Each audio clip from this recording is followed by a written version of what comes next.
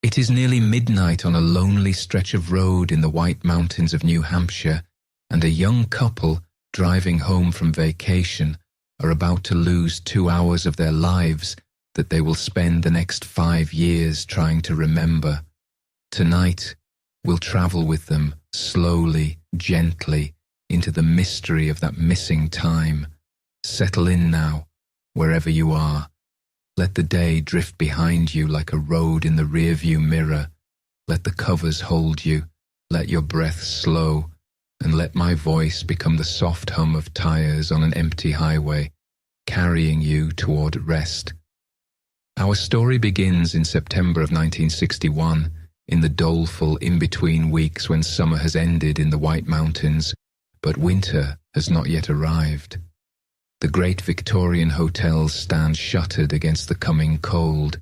The motels flash their neon vacancy signs for only a few fitful hours before their owners give up and retire early. The ski slopes are barren of snow and skiers, and the trails appear as great brownish gashes beside the silent tramways and chairlifts. The Labor Day exodus has swept the roads nearly clean, and very few vacation trailers or roof-laden station wagons straggle toward Boston or the New York thruways. Winter is already present on the chilled and ominous slopes of Mount Washington, whose summit weather station has clocked the highest wind velocities ever recorded on any mountaintop in the world. Bears and red foxes roam freely through the woods. In a few weeks, hunters in scarlet or luminous orange jackets will be on the trails, intent on deer or ruffed grouse. The skiers will follow later, their minds on powder snow and hot-buttered rum. But not tonight. Tonight the mountains are quiet, and the roads are almost empty, and the air is cold and clear, and a moon nearly full is beginning to rise over the peaks. Imagine, then, a 1957 Chevrolet Bel Air hardtop moving south through this landscape. Inside are Barney and Betty Hill, and their little dachshund Delsey curled at Betty's feet on the floor of the front seat. They have been driving all evening. They cleared the US-Canadian Customs House at about 9, winding down along the lonely ceiling of Vermont's northeast kingdom, a section of the state that once threatened, half in earnest and half in whimsy, to secede not only from Vermont, but from the United States as well. The traffic was sparse. Few other cars appeared on the road before the Hills approached the welcome lights of Colebrook a half an hour later, an ancient New Hampshire settlement founded in 1770, lying in the shadow of Mount Monadnock, just across the river from Vermont. The lights of the village, though a relief from the endless turns of the narrow two-way road they had been travelling, were few. A forlorn glow came from the windows of a single restaurant, and realizing this might be the last chance for any bracing refreshment for the rest of the trip, they decided to turn back even though they had driven past it. The restaurant was nearly deserted. A few teenagers gathered in a far corner. Only one woman, the waitress, seemed to show any reaction at all to the fact that Barney and Betty Hill's was a mixed marriage. Barney, a strikingly handsome descendant of a proud Ethiopian freeman whose great-grandmother was born during slavery, but raised in the house of the plantation owner because she was his own daughter. Betty, whose family bought 3 tracts of land in York, Maine, in 1637. Regardless of what attention their marriage drew in public places, they were no longer self-conscious about it. Their first attraction to each other, one that still remained, was of intellect and mutual interests. Together, they stumped the state of New Hampshire speaking for the cause of civil rights. Barney was the political action and legal redress chairman of the Portsmouth NAACP, a member of the State Advisory Board of the United States Civil Rights Commission, and on the board of directors of the Rockingham County Poverty Program. Betty was a social worker for the state of New Hampshire and, after hours, Assistant Secretary and Community Coordinator for the NAACP and United Nations Envoy for their Unitarian Universalist Church. But what was to happen to them this night of September 19th, 1961, had nothing whatever to do with their marriage or their dedication to social progress. Nor was there any hint of what was to happen as they sat at the panelled restaurant counter in Colebrook, Barney unceremoniously eating a hamburger, Betty a piece of chocolate layer cake. They did not linger too long at the counter, just long enough for a cigarette and a cup of black coffee before they continued down US Route 3 toward home. The distance from Colebrook to Portsmouth is 170 miles, with Route 3 remarkably smooth and navigable in the face of the deep mountain gorges it must negotiate. Barney liked to drive between 50 and 55, even if this was a shade above the limit. The clock over the restroom in the Colebrook restaurant read 5 minutes past 10 when they left that night. "It looks," Barney had said to Betty as they got in their car, "like we should be home by 2:30 in the morning, or 3 at the latest." Betty agreed. She had confidence in Barney's driving, even though she sometimes goaded him for pushing too fast. It was a bright, clear night, with an almost full moon. The stars were brilliant, as they always are in the New Hampshire mountains on a cloudless night, when starshine seems to illuminate the tops of the peaks with a strange incandescence. The car was running smoothly through the night air, the road winding effortlessly along the flat ground of the uppermost Connecticut River Valley, an ancient Indian and lumbering country, rich in history and legend. The 30 miles south to Northumberland, where Rogers Rangers made their rendezvous after the sack of St. Francis, passed quickly. Betty, an inveterate sightseer, enjoyed the brilliance of the moon reflecting on the valley and the mountains in the distance, both in New Hampshire to the east and over the river to Vermont in the west. Delsey, the hill's scrappy little dachshund, was at peace on the floor by the front seat at Betty's feet. Through Lancaster, a village with a wide main street and fine old pre-revolutionary houses, all dark now on this September night, Route 3 continues south as the Connecticut River swings westward to widen New Hampshire's territory and narrow Vermont's. Here the smooth, wide valley changes to a more uncertain path through the mountains, with the serrated peaks of the Pilot Range, described lushly by one writer as a great rolling rampart which plays fantastic tricks with the sunshine and shadow, and towards sunset assumes the tenderest tints of deep amethyst. There was no sunshine or amethyst now, only the luminous moon, very bright and large, and a black tar road, which seemed totally deserted. Feel that, if you can. The 2-lane strip of asphalt, cool from the mountain air, the moon almost full, hanging in the west, the car engine steady, the dog asleep. Just an ordinary drive home. To the left of the moon, and slightly below it, was a particularly bright star, perhaps a planet, Betty Hill thought, because of its steady glow. Just south of Lancaster, the exact time she cannot remember, Betty was a little startled to notice that another star or planet, a bigger one, had appeared above the other. It had not been there, she was sure, when she looked before. But more curious was that the new celestial visitor clearly appeared to be getting bigger and brighter.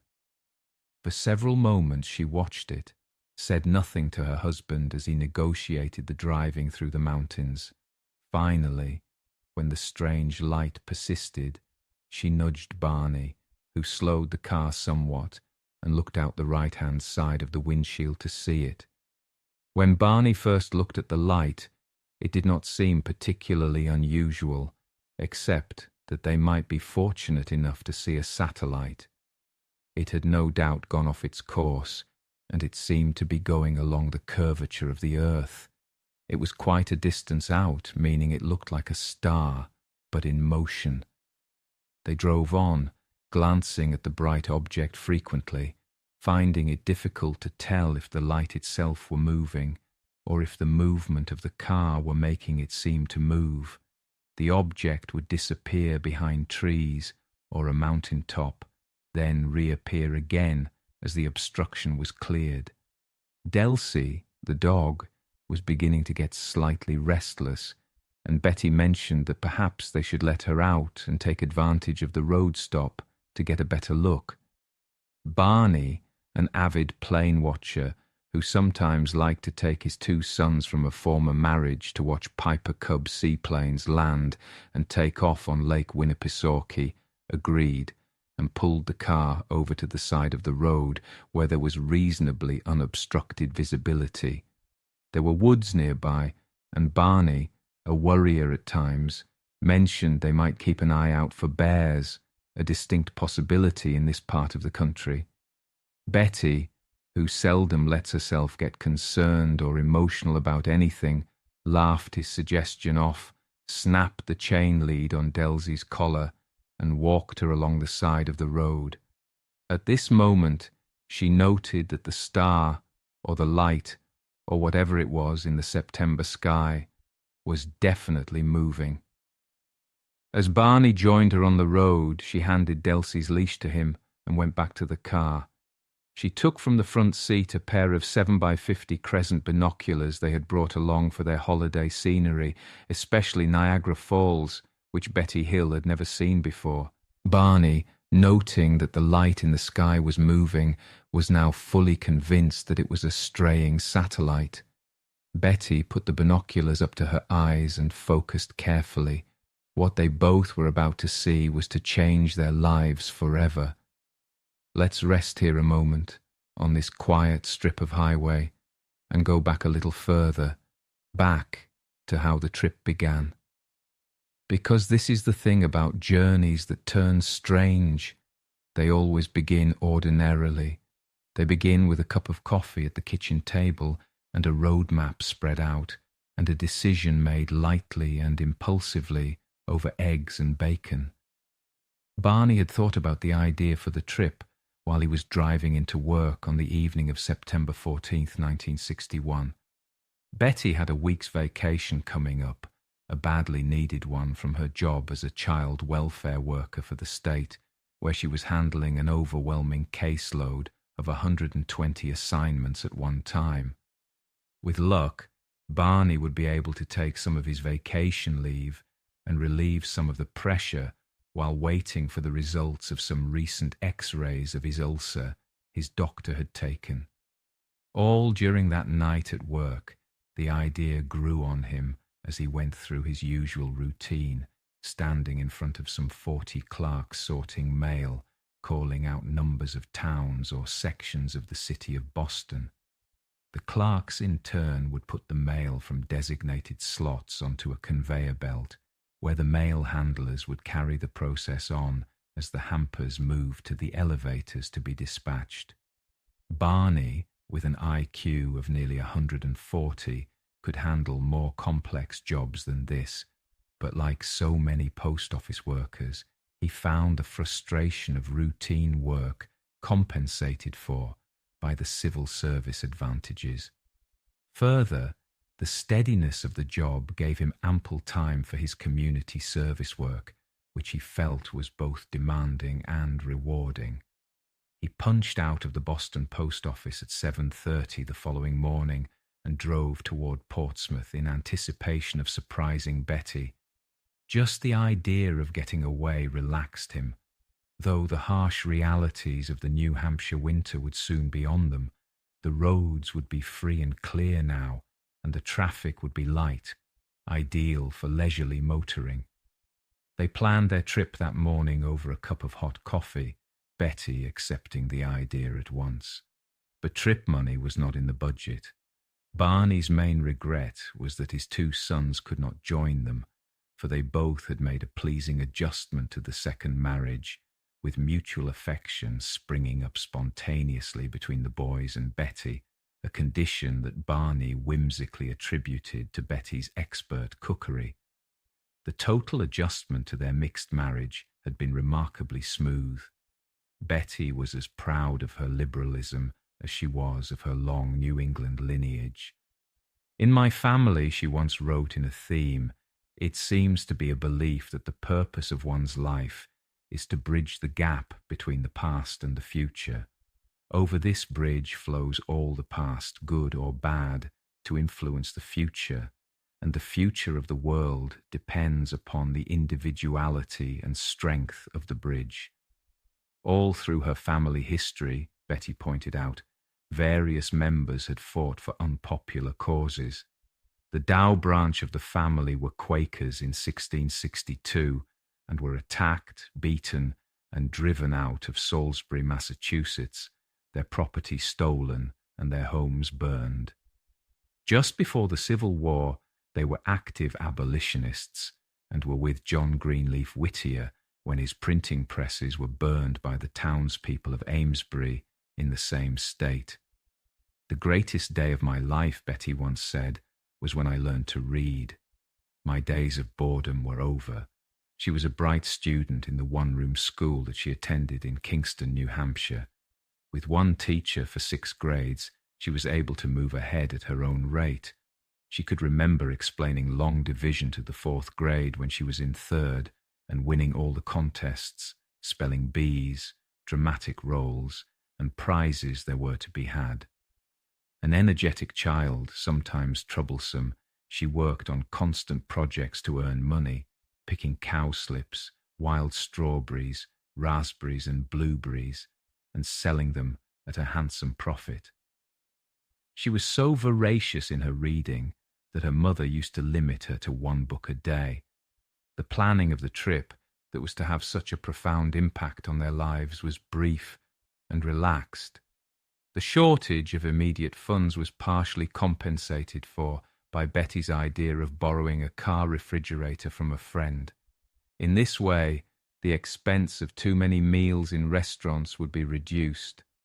Barney, momentarily ignoring the diet for his ulcers, drank a glass of orange juice, ate 6 strips of bacon and 2 soft-boiled eggs as he plotted the course of the trip on a few Gulf Road maps. They would drive leisurely, avoiding the throughways, pay a brief visit to Niagara Falls, then circle through Montreal and back to Portsmouth. While Betty shopped for food, Barney took a nap to recover from his all-night work at the Boston post office. They finished most of their packing that afternoon, filled the car refrigerator with food, and put it in the deep freeze.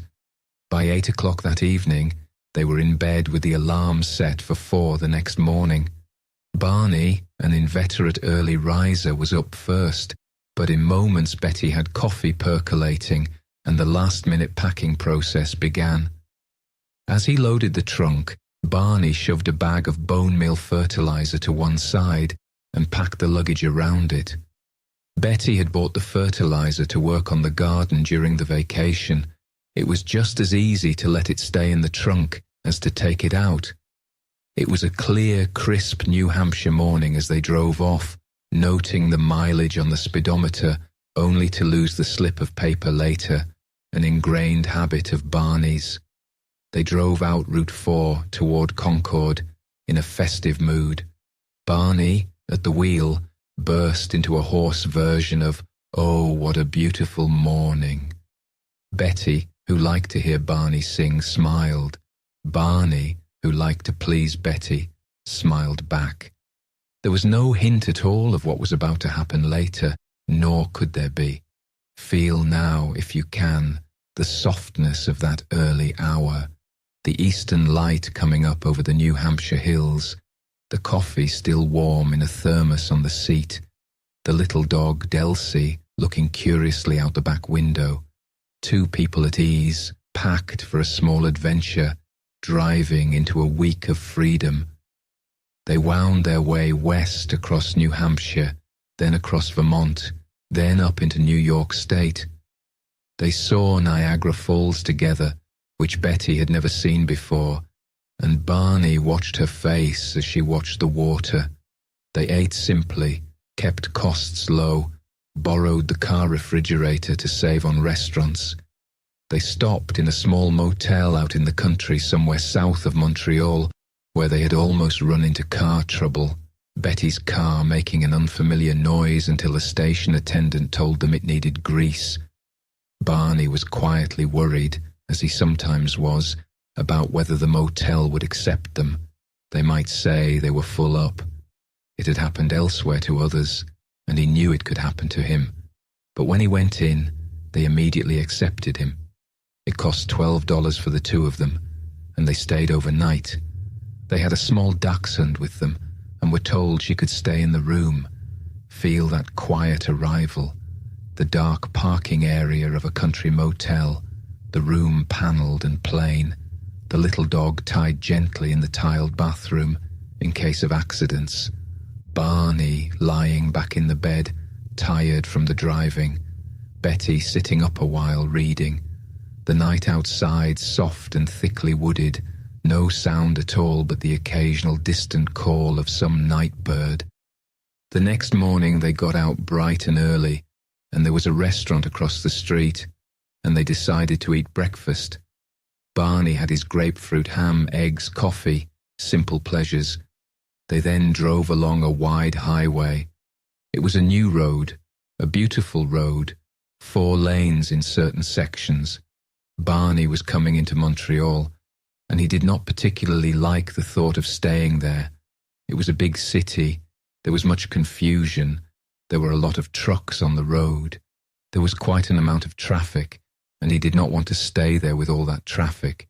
He had difficulty in keeping the highway route number he wanted. Traffic was everywhere. They decided to move on. They made their way through the city, past a beautiful Catholic school on a hill, past streets where Barney was surprised to see other black people, past neighborhoods with wrought iron stairways on the outsides of the buildings. He stopped a policeman directing traffic and got the directions he needed. They headed south again. They stopped once at a farmhouse-style restaurant, quaint and attractive, with a large fireplace covering an entire wall. They had a hearty breakfast there, the kind Barney remembered you would feed to lumberjacks, large chunks of ham, several eggs, warm bread. That memory would come back to him later, unbidden, as one of the small, perfect moments of the trip. They pushed on toward the border. They stopped and bought a 6-pack of beer in New York State somewhere. They kept their travels loose and unplanned. They came down to Coaticook in Canada, where they stopped again to eat, and where Barney was uneasy at the sight of some young men with ducktail haircuts. He immediately went on guard against any hostility, but no one said anything to him, and they were served, and they left. They came into New Hampshire in the darkness and reached the welcome lights of Colebrook. And that brings us again to the little restaurant, the hamburger, the chocolate layer cake, the clock reading 5 minutes past 10, and the road that would carry them south into the mountains. So let us return to the highway. Let us return to the moment when Betty is lifting the binoculars to her eyes for the first time, standing on the shoulder of Route 3, looking up at a light that has, most curiously, begun to move against the sky. The object was, as Barney later described it, quite a distance out at first, meaning it looked like a star, but in motion. They stood by the car on the side of the road. Delsey was on her chain. The night air was cool and dry.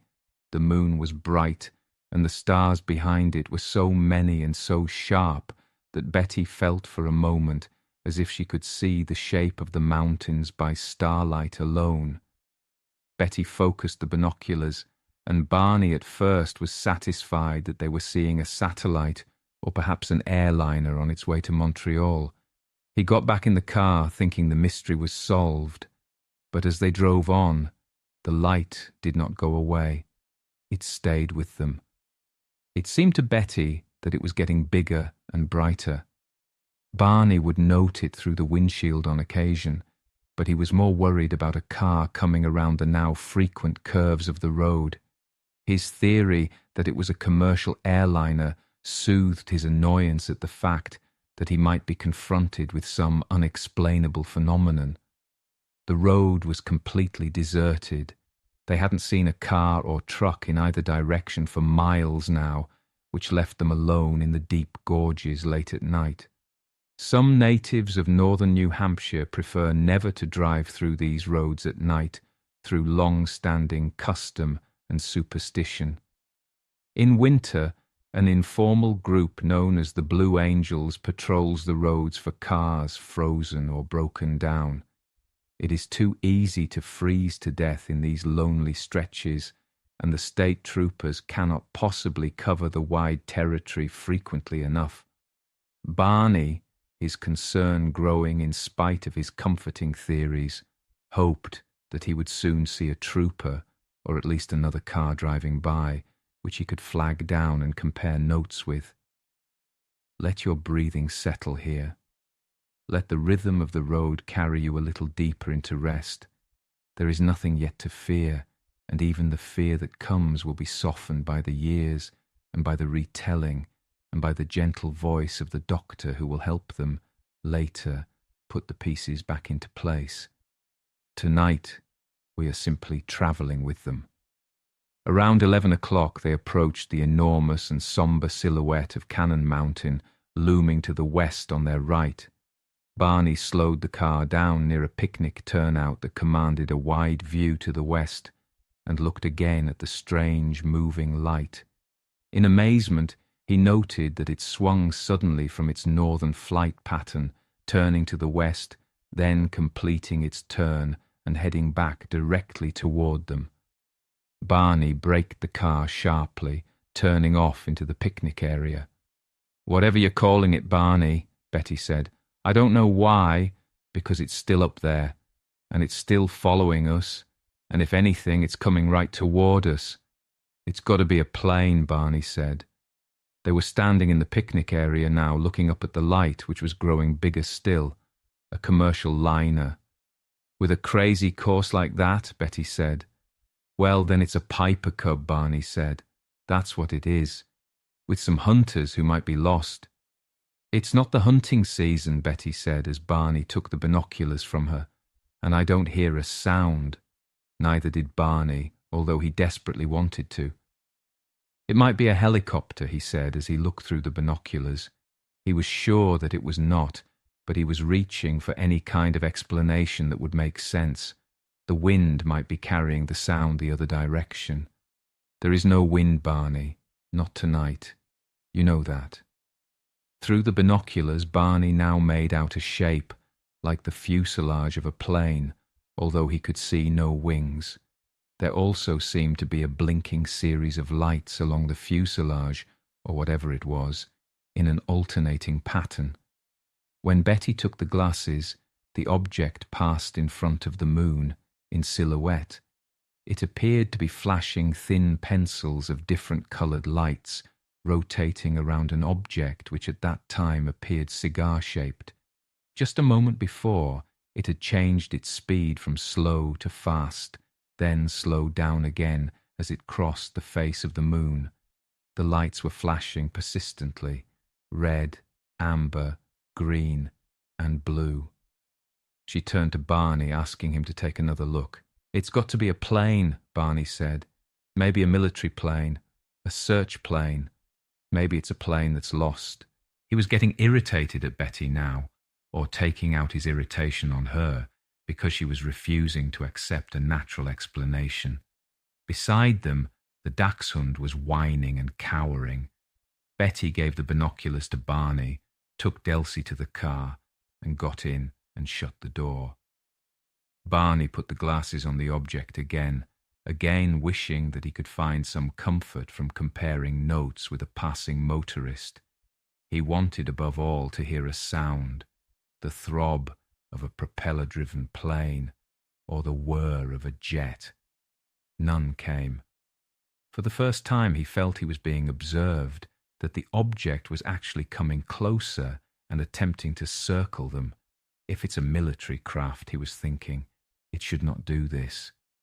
His mind went back to a time a few years before when a jet had buzzed close by him at French Creek in Pennsylvania, when he had been bathing with his 2 boys, and the jet had dived straight for them and pulled up just a few inches, so it seemed, from the treetops, and the sonic boom had cracked the air and left his ears feeling as if they would burst. His chest still remembered that feeling. Getting back in the car, Barney mentioned to Betty that he thought the craft had seen them and was playing games with them. He tried not to let Betty know that he was afraid, something he did not like to admit to himself. They drove on toward Cannon Mountain at not much more than 5 miles an hour, catching glimpses of the object as it moved erratically in the sky. At the top of the mountain, the only light they had seen for miles glowed like a beacon, appearing to be on top of the closed and silent aerial tramway, or perhaps on the restaurant there. They stopped again near the base of the mountain momentarily, as the object suddenly swung behind the dark silhouette and disappeared. At the same moment, the light on the top of the mountain went out, inexplicably. Betty looked at her watch as it did so, wondering if the restaurant were closed. She could not read the dial very plainly in the dashboard light, and never did get an accurate reading. If there were people up there, she thought, they must be getting an exceptional view of the object. As the car moved by the darkened silhouette of the old man of the mountain, the object appeared again, gliding silently, leisurely, parallel to the car to the west, on the Vermont side. It was more wooded here, more difficult to keep the object in sight as it glided behind the trees, but it was there, moving with them. Near the turnoff for the Flume, a tourist attraction, they stopped again, almost got a sharp, clear look at it, but again the trees intervened. Just beyond the Flume, they passed a small motel, the first sign of life they had seen for many miles. The tidy little place looked comforting, though Barney, his eyes alternately moving between the curves of the road and the object in the sky, barely noticed it. Betty noted a sign with AAA approval and the light in a single, lonely window.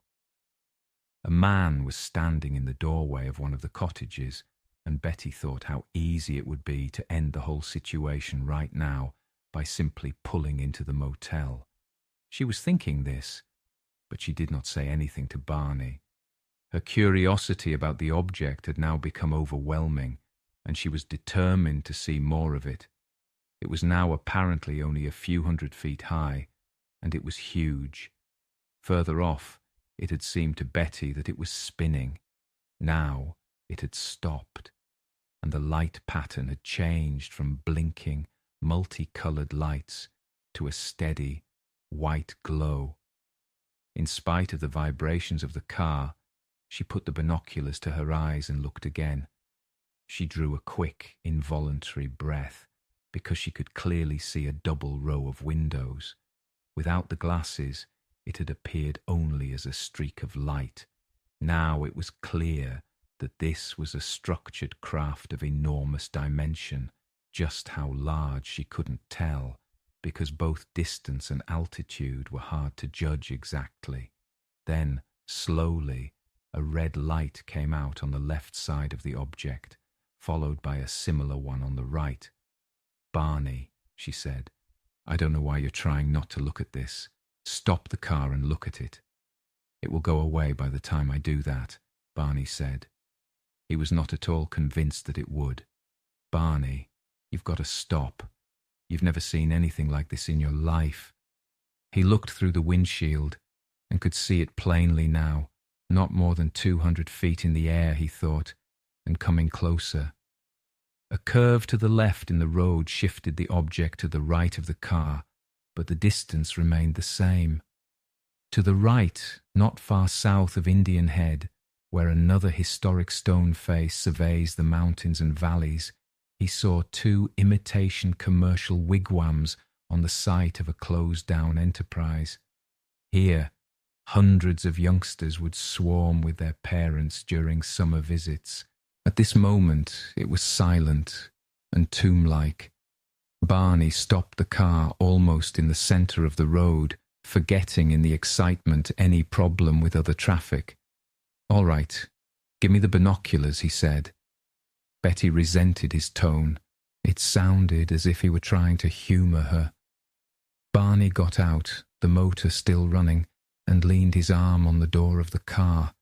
By now the object had swung towards them and hovered silently in the air not more than a short city block away, not more than 2 treetops high.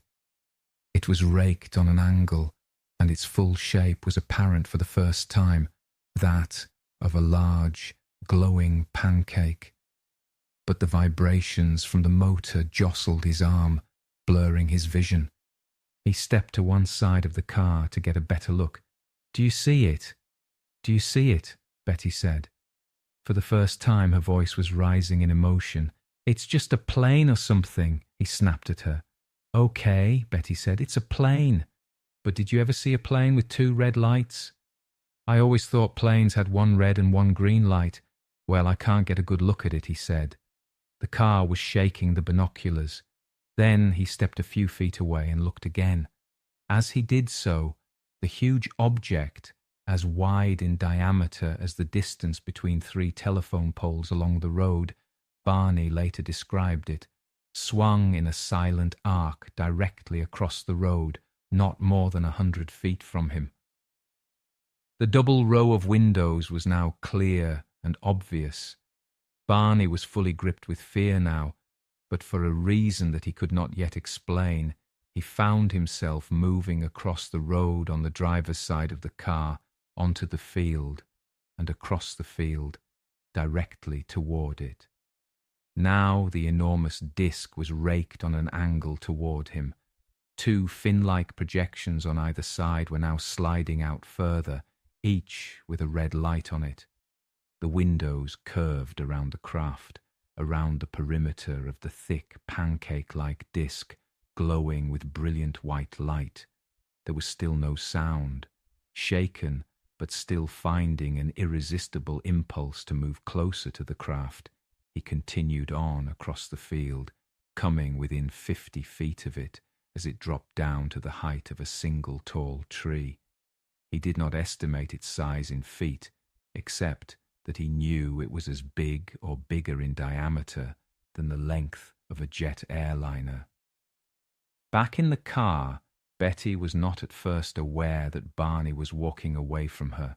She was thinking that this wasn't a very smart place to park the car in the middle of the highway. The car was neither on the right nor the left. It was splitting the white dotted line down the middle of the road. She would watch, she thought, to see if any headlights appeared either in front of or to the rear of the car, and at least pull the car quickly out of the way if another should appear on the road. She busied herself doing this for several moments, and then suddenly became aware that Barney had disappeared into the blackness of the field. Instinctively she called for him. "Barney!" she screamed. "Barney, you damn fool, come back here!" Out on the field, near a shuttered vegetable stand and a single gnarled apple tree, Barney put the binoculars up to his eyes. Then he stopped, very still. Behind the clearly structured windows, he could see the figures, at least 6 living beings. They seemed to be bracing themselves against the transparent windows as the craft tilted down toward his direction. They were, as a group, staring directly at him.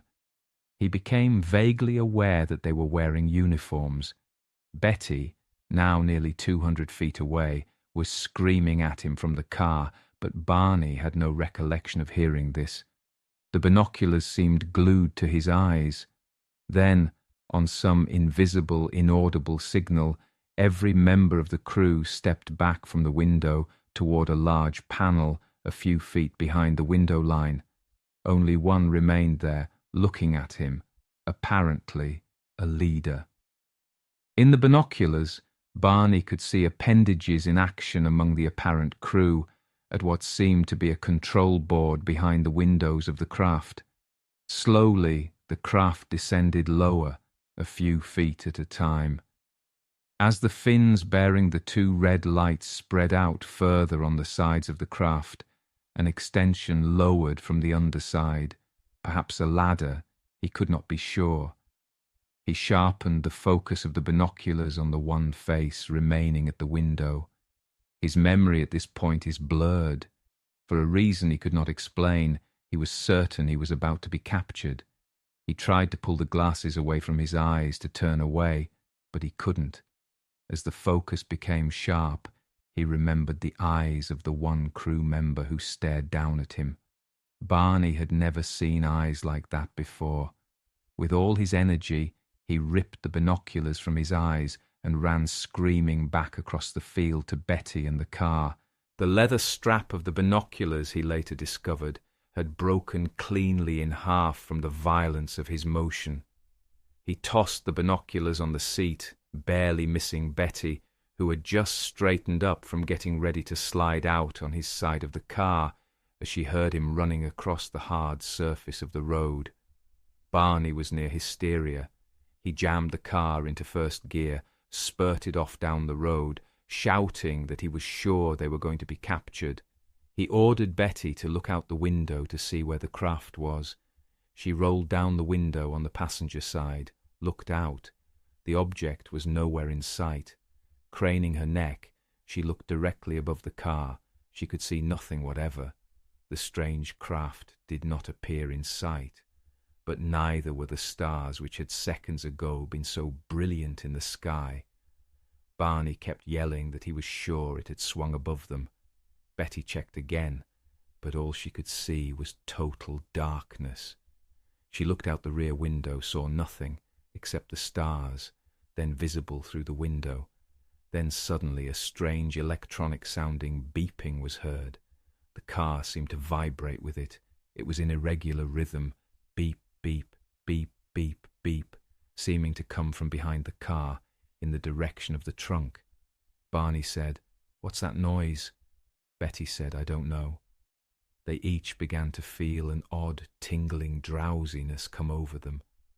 From that moment, a sort of haze came over them. Let us stay with them for a moment, in that haze, because this is where the mystery begins, not with the great glowing object in the sky, which after all can perhaps be understood, categorized, filed away, but with what comes next, which is nothing, which is a blank, which is the doorway that opens in the middle of the night and through which two people walk, and which closes behind them, and which they will spend the next 5 years trying to find again. Time passed. How long? They were not sure. They were still in the car, and the car was moving with Barney at the wheel. They were silent, numb, and somnambulistic. At first, they rode silently, glancing out at the road to see just where they might be. A sign told them they were somewhere in the vicinity of Ashland, 35 miles south of Indian Head, where the inexplicable beeping had first sounded. As the second set of beeps grew louder, their awareness slowly returned. In those first few moments of consciousness, Betty remembered faintly saying to her husband, "Now do you believe in flying saucers?" And he answered, "Don't be ridiculous. Of course not." Not long after entering the thruway US 93, Betty suddenly snapped out of her semi-wakefulness and pointed to a sign reading, "Concord, 17 miles. "That's where we are, Barney," she said. "Now we know." Barney, too, remembered his mind clearing at this point. He did not even recall being disturbed or concerned about the 35 miles between Indian Head and Ashland, about which he seemed to remember nothing. They drove on toward Concord, saying little. They did decide, though, that the experience at Indian Head was so strange, so unbelievable, that they would tell no one about it. No one would believe it anyway, Barney said. "I find it hard to believe myself." Betty agreed. Near Concord, they looked for a place to have a cup of coffee, but nothing was open, anywhere. Still groggy and uncommunicative, they ploughed on, now turning east on Route 4, swinging across the state toward the ocean and Portsmouth. Just outside of Portsmouth, they noticed dawn streaking the sky in the east. As they drove through the streets of the slumbering city, no one was stirring. The birds were already chattering, though, and it was nearly full daylight when they reached home. Barney looked at his watch, but it had stopped running, and shortly afterward Betty looked at hers, which had also stopped. Inside, the kitchen clock read shortly after 5 in the morning. "It looks," said Barney, "like we've arrived home a little later than expected. Feel that arrival? The early grey light, the birds calling in the trees, the house quiet, the small red frame structure on its plot of land in Portsmouth, Betty taking Delsey out on her chain for a morning airing, the birds in chorus around her. Barney unloading the car, then noticing something curious, that the leather strap of the binoculars, which had been around his neck the night before, was freshly and cleanly broken in half. He held the pieces in his hand for a moment, then he set them down. For a reason she couldn't pinpoint, Betty asked him to put the luggage in the back hall instead of having it in the house. He complied, then went to clear out the rest of the car. Both had a strange, clammy feeling. They sat down at the kitchen table over a cup of coffee, but not before Barney went into the bathroom to examine his lower abdomen, which for a reason he could not explain was bothering him. After 2 years, he still could not recall what made him do this. After he came out of the bathroom, they reviewed what had happened and again resolved not to discuss it with anyone. The latter part of the trip was extremely vague. They couldn't recall much of anything about the drive from Indian Head to Ashland. They had some fragmentary recollections of going through Plymouth, just north of the second series of beeps. Barney was baffled and confused by the absence of sound in the craft. He tried to classify it as a known aircraft in spite of the completely foreign appearance, the otherworldly feeling it had created in them. They remembered 2 distinct series of beeps, but the sandwich in between was puzzling to them. Betty, with the aid of a strong cup of coffee, could recall very faintly some of the things which had happened right after Indian Head. She could recall seeing a road marker that divided the towns of Lincoln and North Woodstock, but it was a flashing, fragmentary impression. She could remember passing a store in the town of North Woodstock, again an isolated impression. Both recalled very faintly a large, luminous moon shape, which seemed to be touching the road, sitting on end under some pines. Betty, straining to remember, thought that Barney had made a sharp left turn from Route 3, but could not in any way identify where this might have been. When they had seen the moon-shaped object, Barney faintly recalled saying to Betty, "Oh no, not again." But then the details slipped away again, like water through fingers.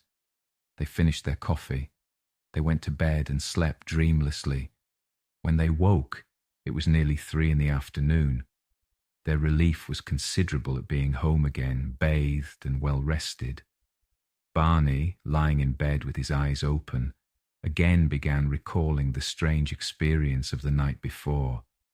Most of all, he was baffled and confused by the total lack of sound of the object, all during the extended encounter, further puzzled by the absence of any characteristics that could be related to ordinary aircraft. He regretted deeply that neither a state trooper nor a truck had passed to share the experience with them. He still had the feeling that there was a presence around somewhere, a vague and totally indefinable presence.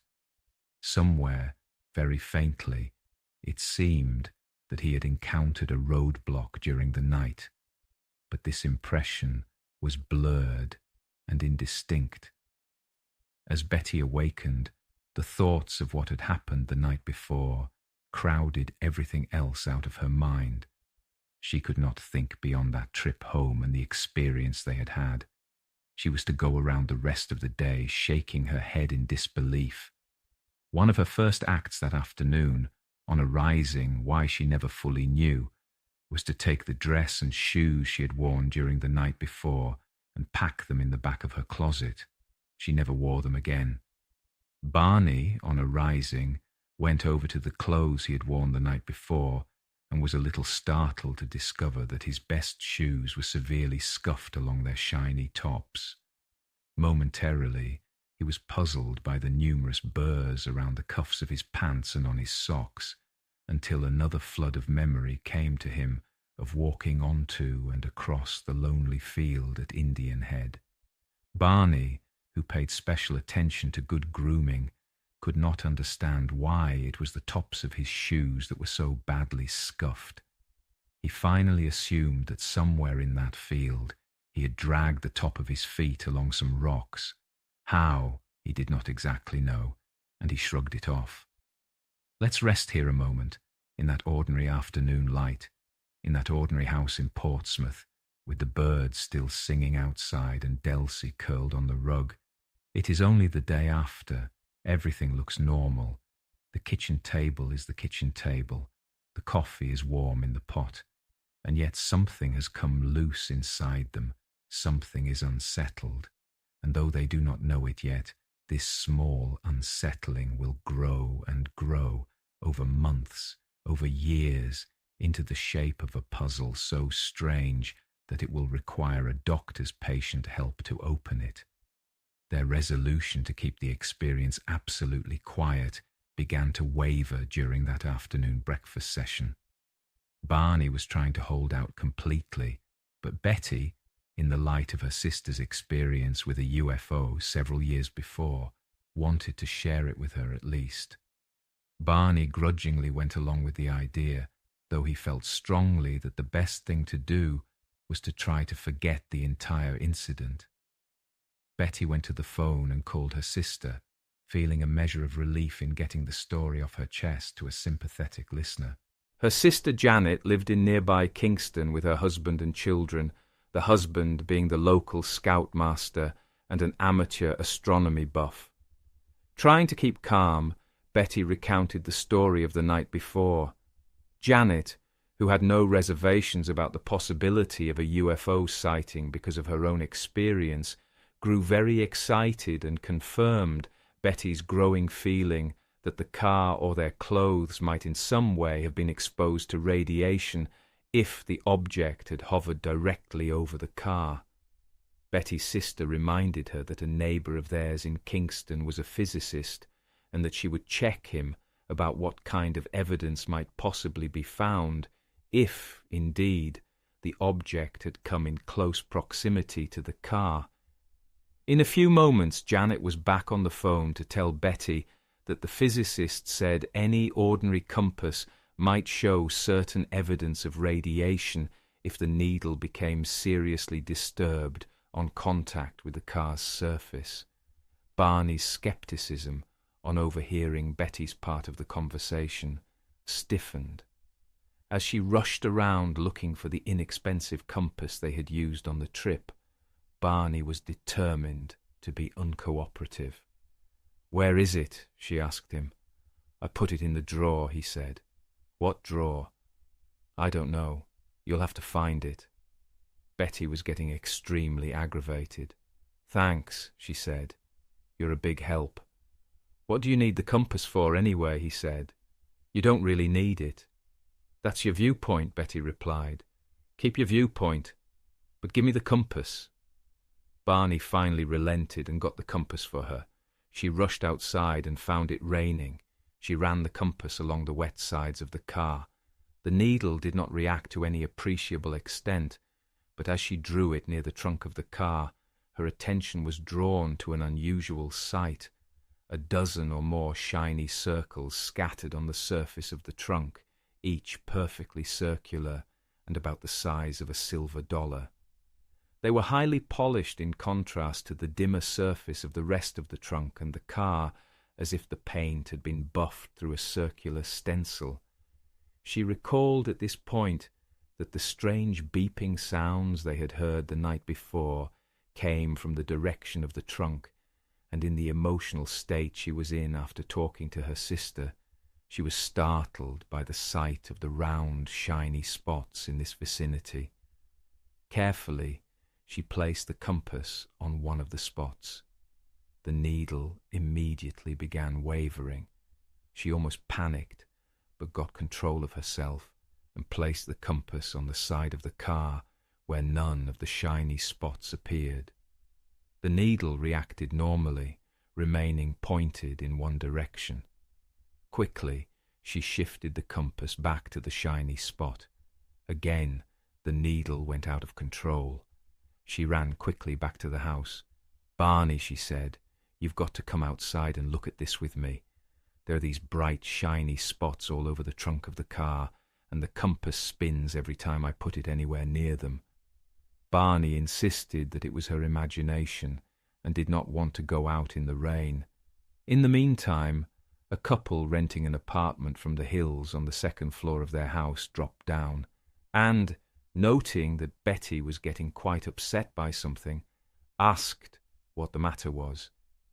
Betty, in her state of excitement, spilled out the story of the UFO sighting to them and told them that she wanted Barney to go out and look at the strange spots and the reaction of the compass.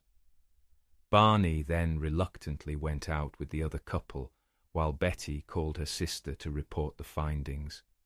Janet, in the meanwhile, had talked to the former chief of police of Newton, New Hampshire, who happened to be visiting that day, and he had immediately suggested that the Hills notify the Pease Air Force Base in Portsmouth, a strategic air command installation that had been the recipient of a steady number of UFO reports in New Hampshire in recent months.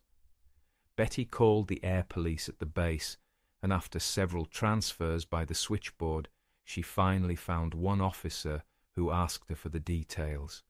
She gave him the facts in bare outline because the officer's attitude was cynical and uncommunicative. Out of embarrassment or shyness, she skipped the details of seeing the double row of windows, feeling that this might make her the target for further cynicism. She did, however, report the fins apparently separating at the sides of the craft, with the two red lights on either side. The officer grew more interested in this, and when Betty explained that her husband had a better look at this part of the craft than she did, the officer asked to speak with Barney. Barney was extremely reluctant to come to the phone, but he had simmered down a little by now, and finally agreed. He cooperated in giving out as many details as he could remember, but he sheepishly avoided mentioning the figures he had clearly observed on the craft. At one moment, the officer told Barney that he was cutting him in with another extension at the base, and that the call was being monitored. On the next day, some of Barney's concern was reduced when the Pease Air Force Base called back for further information. Major Paul W. Henderson of the 100th Bomb Wing at the Pease Base told the Hills that he had stayed up all night working on the report and wanted a few more details. His official report to Project Blue Book, the name of the Air Force unit at Wright-Patterson Field, Ohio, which handled the thousands of UFO sightings from over the entire country, indicated that the Hills need not have had the concern about being laughed at when they made their faltering call to the base after their experience. The report described the object carefully, a continuous band of lights, cigar-shaped at all times, despite changes in direction. Size. When first observed, it appeared to be about the size of a nickel at arm's length. Later, when it seemed to be a matter of hundreds of feet above the automobile, it would be about the size of a dinner plate held at arm's length of observation, approximately 30 minutes. During the period of observation, wings seemed to appear from the main body, described as V-shaped with red lights on tips. Later, Wings appeared to extend further.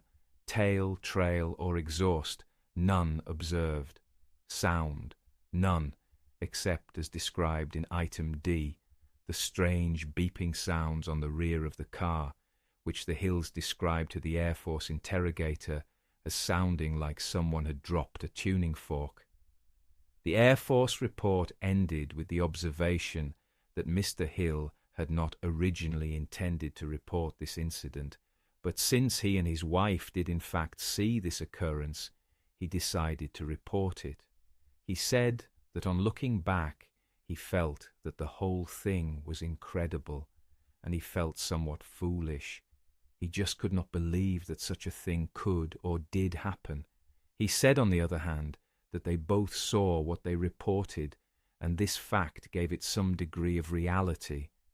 Struggling to find some correlation between fantasy and fact, Barney suggested to Betty that they each draw a sketch of their impressions of the object. Betty agreed. Sitting in separate rooms, they roughed out 2 sketches, which, when compared, were remarkably similar. Where Barney recoiled from the situation, Betty's curiosity was ignited. 2 days later, she went to the library to find any possible information on unidentified flying objects. At the library, she discovered that background material was sparse. However, a book by Major Donald Kehoe, The Flying Saucer Conspiracy, commanded her attention. She took it home and read it at a single sitting. Barney, although his viewpoint had softened since he talked with the Air Force Base, declined to read it. Major Kehoe was a former Annapolis graduate and Marine Corps major, and was instrumental in establishing an organization known as the National Investigations Committee on Aerial Phenomena in Washington, an organization dedicated to gathering and analyzing UFO reports from around the world, drawing on the observations of pilots, police officers, radar operators, and reliable citizens. On reading Major Kehoe's book, Betty gained more confidence in her own experience. She lost little time in sitting down to write him a letter describing what she and Barney had seen and asking for further information. She admitted in the letter that Barney had seen inside the craft, had seen figures scurrying about, and one figure watching them from the window. She admitted that this had upset him greatly, and that his mind seemed to have blacked out at that point. Every attempt to recall, she wrote, leaves him very frightened. She sent the letter and waited. Now, let us settle a little deeper. Let the warm dark of the room hold you. Let your shoulders drop into whatever they are resting on. There is no urgency in this story. It moves slowly, over months, over years. The mystery is patient. Sleep is patient too. Some 10 days after the sighting, Betty began having a series of vivid dreams. They continued for 5 successive nights. Never in her memory had she recalled dreams of such detail and intensity. They dominated her waking life during that week and continued to plague her afterward, but they stopped abruptly after 5 days and never returned again. In a sense, they assumed the proportion of nightmares. They were so awesome and of such magnitude that she hesitated to mention them to Barney, who was working those 5 nights and not with her when the dreams took place. When she eventually did mention rather casually that she was having a series of nightmares, Barney was sympathetic but not too concerned, and the matter was dropped. Betty did not press the matter further. Her dreams were unusual in subject matter and detail. She dreamed that she and Barney had encountered a strange roadblock on a lonely New Hampshire road as a group of men approached the car. The men were dressed alike. As soon as they reached the car, she slipped into unconsciousness. She awoke to find herself and Barney being taken aboard a wholly strange craft, where she was given a complete physical examination by intelligent humanoid beings. Barney was taken off down a corridor curving to the contour of the ship, apparently for the same reason. They were assured in the dream that no harm would come to them, and that they would be released without any conscious memory of the strange happening. At the suggestion of a fellow social worker, Betty wrote her dreams down.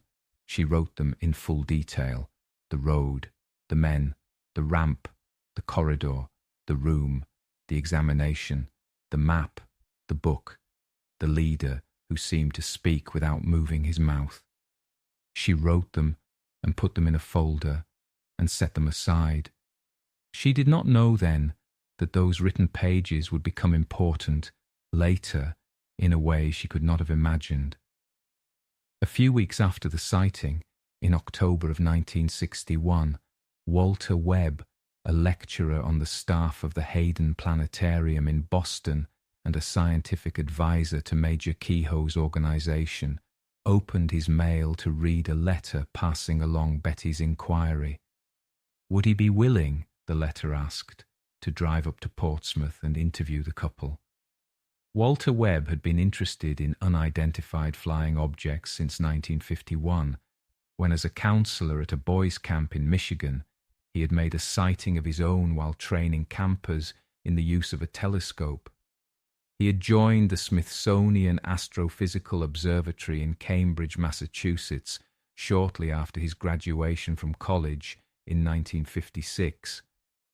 His work included photographing satellites against a star background from a volcanic mountain in Hawaii during the International Geophysical Year.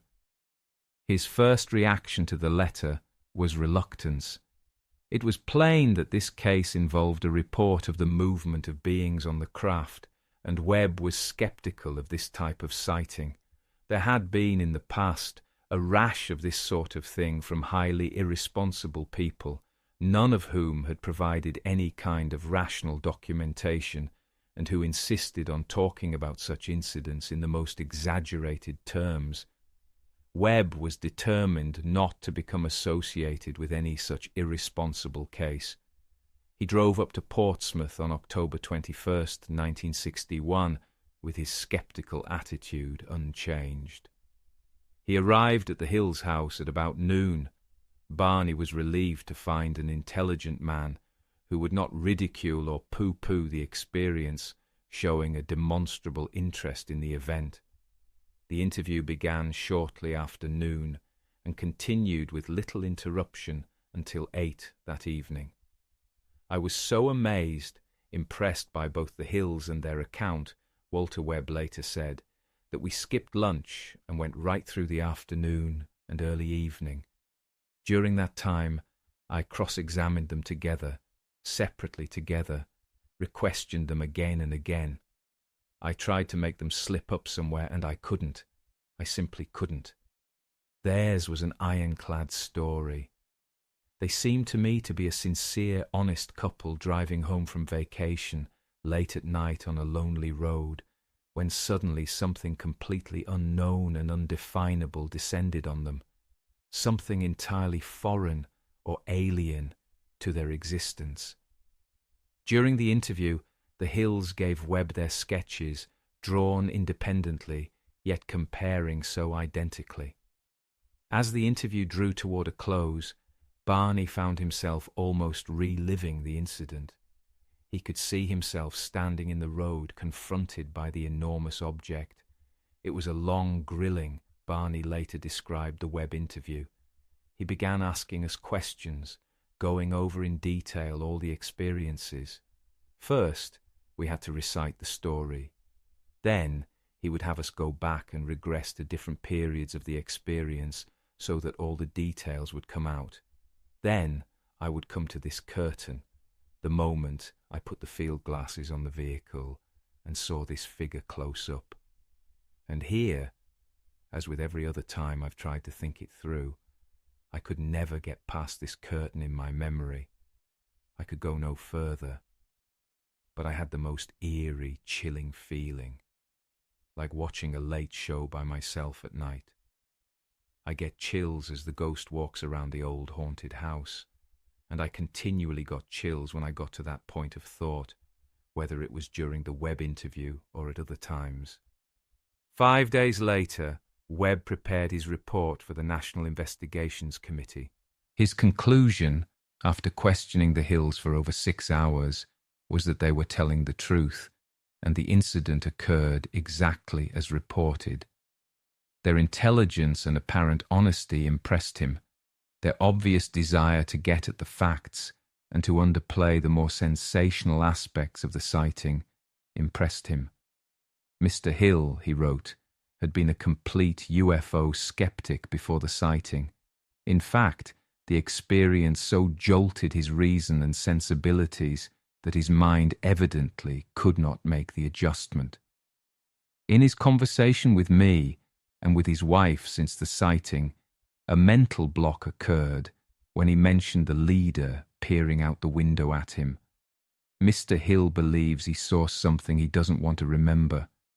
That mental block, that curtain that Barney could not pass, that fold in the story where memory closes over itself, that was, in the end, the true centre of the mystery. Not the great disk in the sky, but the small, dark, folded place in the mind of a good man, where something had happened and been sealed away. About a month before Webb filed his report, 2 staff scientists from a major electronics company, Robert Homan and C.D. Jackson, went to Washington to attend the 12th International Astronautical Congress. Both had been deeply involved in the space program and were preparing a paper examining whether the early experimental scientists Nikola Tesla, David Todd, and Marconi might have been monitoring interplanetary communications during the period of 1899 to 1924. During the Astronautical Congress, they had lunch with Major Cahoe, who mentioned to them the letter the organization had recently received from the Hills. Homan and Jackson were at once interested and cautious. They wrote to the Hills, and on November 25, 1961, they came to Portsmouth to meet them. Also present that day was Major James MacDonald, an Air Force intelligence officer who had just recently retired from active duty and a close friend of the Hills. The group, Betty and Barney, Homan, Jackson and Major MacDonald, conferred for another long session, beginning at noon and running almost until midnight. The Hills were impressed by the businesslike and professional attitude of Homan and Jackson, with Barney again reflecting surprise that so much attention was being directed toward a subject he still had lingering doubts about, in spite of his own traumatic experience. Homan and Jackson inquired about many facets in the case that puzzled Barney. Was there anything new in the car, any object that had disappeared? Were there nitrates or nitrate derivatives in the car? Barney, remembering the bag of bone meal fertilizer Betty had left in the trunk, mentioned it. They asked why the couple had taken the trip. They asked about time, and this was the question that struck. What took you so long to get home? They ran the numbers together. From Colebrook at 10:05 in the evening to Portsmouth at dawn, a distance of 170 miles. Even with the frequent short stops between Lancaster and Indian Head, the drive should have taken less than 4 hours. Instead, it had taken nearly 7. Where had they been? I became suddenly flabbergasted, Barney recalled, to think that I realized for the first time that at the rate of speed I always travel, we should have arrived home at least 2 hours earlier than we did. Normally, for me to travel from Colebrook to here, we know we left at 10:05 that night, actually takes less than 4 hours, even figuring out the period of time we stopped on the highway. And at no time did we stop for more than 5 minutes. I was baffled as to what the reason was for us leaving Colebrook at 10:05 and arriving back here at dawn, somewhere around 5 in the morning, nearly 7 hours instead of less than 4. Even if I allowed more time than I know we took at those roadside stops, there still were at least 2 hours missing out of that night's trip. 2 hours. That was the phrase that entered the story that night and never left it. 2 hours missing. along with roughly 35 miles between Indian Head and Ashland, for which their memories held almost nothing. Betty tried to remember. She thought about the vague image of the moon on the ground under some pines. She thought about how upsetting that image had been. Barney tried to remember. He could get to Indian Head. He could not get past it. His conscious memory picked up again somewhere near Ashland with the second series of beeps. In between, there was only fog. The idea of hypnosis was raised. Major MacDonald knew something of it from his years of service. He knew that in the treatment of war neuroses, what had once been called battle fatigue or shell shock, hypnosis had been used with striking effect to open up amnesic periods, to allow buried memories to come forward under controlled medical conditions. In a sense, he reasoned, the Hills had experienced a violent trauma much like shell shock, a condition that often produced temporary amnesia, a condition that had frequently been treated successfully by medical hypnosis. The group agreed that the idea had merit, but it should be entrusted only to the most competent psychiatric specialist. No one immediately came to mind. Homan, Jackson, and Major MacDonald agreed to make inquiries. The Hills, too, felt the idea had promise. I agreed with the idea wholeheartedly, Betty later said, because the moment they suggested hypnosis, I thought of my dreams, and this was the first time I began to wonder if they were more than just dreams. Then I really got upset over my dreams. I thought, well now, if I have hypnosis, I'll know one way or the other, because this was, I thought, maybe my dreams are something that really happened. My reaction to the hypnosis idea, Barney added, was, first, what are the effects of hypnosis? What is it about? I was mildly reluctant, without saying so, to submit myself to such a thing, unless it was for someone I could have complete confidence in. But what overruled my apprehension about that was the thought, once and for all times, this might clear up Betty and her nonsense about her dreams. I further thought that the hypnosis process might also explain the mental blockage I had at Indian Head, and that whole trip that seemed to be missing for the 35 miles from Indian Head to Ashland. So I felt that this could be something I would get a full understanding about. But it would be some time before they were able to follow up the suggestion. First, there was Christmas. Then there were long months during which the compulsion grew in both of them that they must return to the scene of the incident, as Walter Webb had suggested, and relive the experience, trying to recapture the elusive shreds of memory. Finally, in February of 1962, a series of pilgrimages began that were to continue for many months, in all seasons. At first, they would go 2 or 3 times a month. Later, they were to skip many weeks at a time, but always with the same questions to answer. What happened during the inexplicable blackout? Where did Barney spin the car off to a side road? And if he did, what happened? Barney was ambivalent about taking the trips. Betty could overcome Barney's resistance by suggesting they look for a new and different restaurant on each trip, a particular weakness of his. They would often pack a lunch to economize on the trip up, so that they later could splurge at dinner. Or they might leave Portsmouth at 3 p.m. on a Saturday, drive along Route 4 toward Concord, then swing northerly on the expressway, planning to reach Route 3 at dusk. They reasoned that after dark the area would be as it was the night of the encounter, the landscape more provoking to their senses if they were to discover the vaguely defined road that they half recalled from the limbo period of their amnesia. On one occasion that winter, Betty, with a flash of insight, recalled a vague vision of a diner she thought they had passed near Ashland shortly after the second series of beeps had brought them back to their senses. They had pulled up beside it, since it was the first lighted place they had come across in many miles. It had turned out to be only a night light, and their hopes for a cup of coffee had been jolted. They would drive along Route 3 on several back roads branching off the main road, but they could find no sign of a diner of any kind. They would bicker about where they might have travelled, or which of the byways off Route 3 they might have made a turn on. No clear recall came back to them.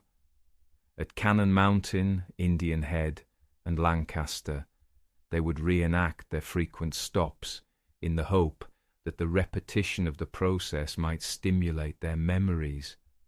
There was even disagreement as to where they had made road stops before the amnesia set in, although the general areas were firm in their minds. They brought the binoculars with them, but had only a faint hope that they would see the object again. Most often they would plan the reenactment systematically, winding northward up Route 3 to a point above Cannon Mountain, turning around, and beginning the trip back down to Portsmouth the same night. The hills had no fear, no apprehension on these trips, the challenge of the mystery overriding the shock of the experience. They would park on a turnout with a sweeping view of the mountain valleys during a moonlit night and sit and look at the stars and the sky as if some clue might arise to bring back their memories. During one winter night, Barney recalled, we found ourselves on a road that seemed to go nowhere, a lonely mountain road that I cursed myself for turning on. As we got deeper and deeper into the valley, the road deteriorated into a mass of snow. About midnight, I found myself trying to turn the car around, hoping that I wouldn't get stuck in the snow, and furious with Betty for suggesting driving up into the mountains. I thought, why go through all this? Why not just forget the whole thing? Or if we can't forget it, why make such an effort to relive all this, or to think we can bring back the 2 lost hours? I don't know why we weren't apprehensive, to tell the truth. Vaguely, I hope to see the thing again, I think. I can't even say. I did want to see it again. What I found most interesting about all these trips was that we never seemed to agree, completely. We would bicker and become mildly quarrelsome. Betty would insist I should take a right turn, and I would insist on making a left. But what bothers me still is the question, why did I have so much apprehension that night at Indian Head, and yet I had none on returning to the mountains, scheduling our time to be there late at night? I don't know what the answer to that is. The return trips were fruitless, always the same curtain of darkness for Barney after the critical moment at Indian Head, always the blind veil for Betty after the strange series of beeps as they drove frantically away from Indian Head, with Barney apparently in great emotional distress at the wheel. Always the blank between Indian Head and Ashland. Slowly the months slid by. The long commuting drive from Portsmouth to Boston, the night work schedule, the separation from his sons who were living in Philadelphia with his former wife, the doubts about the Indian Head experience, and the problem with his ulcers all began to take their toll on Barney. His condition was further complicated by the recurrence of elevated blood pressure, creating a vicious circle whereby he could not successfully remedy the last condition without the removal of the others, and vice versa. Another disturbing symptom began at this time, more of an annoyance than anything else, but contributing to his general problem. A series of warts began to develop in an almost geometrically perfect circular ring in the area of his groin. While they were a minor problem, they added to his concern. By the summer of 1962, Barney's exhaustion and general malaise prompted him to seek a psychiatrist for his overall condition, entirely aside from the traumatic experience he and Betty had had in the White Mountains. The physician treating him for elevated blood pressure and ulcers recommended a distinguished psychiatrist in nearby Exeter, New Hampshire, Dr. Duncan Stevens, and the long process of therapy began during the summer of 1962. At first, the incident at Indian Head was ignored altogether by Barney. He did not emphasize it in his talks with Dr. Stevens because it seemed to be only a minor part of his anxiety. For a full year, from the summer of 1962 through the following summer of 1963, Barney continued working through his problem with Dr. Stevens, but never emphasizing and only briefly considering the UFO incident. One evening in September of 1963, the Hills were invited by their church discussion group to relate, for the first time at any kind of gathering, their experience with the UFO in the White Mountains. At that discussion group meeting was another invited speaker, Captain Ben Sweat from the nearby Pease Air Force Base, who was well known in that area for his study of hypnosis. After the captain listened to their story, as much as they could tell with the blanking out of memory that took place at that moment at Indian Head, he was interested that the account was cut off as if by a cleaver at that point. They mentioned the fact that Homan, Jackson, and Major MacDonald had recommended hypnosis, and as a man well acquainted with it himself, the captain agreed that this might be a good idea, especially if it were conducted by a psychiatrist. As a layman, he did not dream of doing it himself. It stimulated their interest in the idea, which had been dormant for a long time. At his next session with Dr. Stevens, Barney brought up the subject. Dr. Stevens told him that even though the UFO incident might be a sidelight, they should leave no stone unturned in examining Barney's anxieties. Dr. Stevens found it advisable at this point to have the opinion of Dr. Benjamin Simon, a well-known Boston psychiatrist and neurologist. Dr. Simon was a graduate of Stanford University with a master's degree and had received his medical degree from Washington University School of Medicine in St. Louis.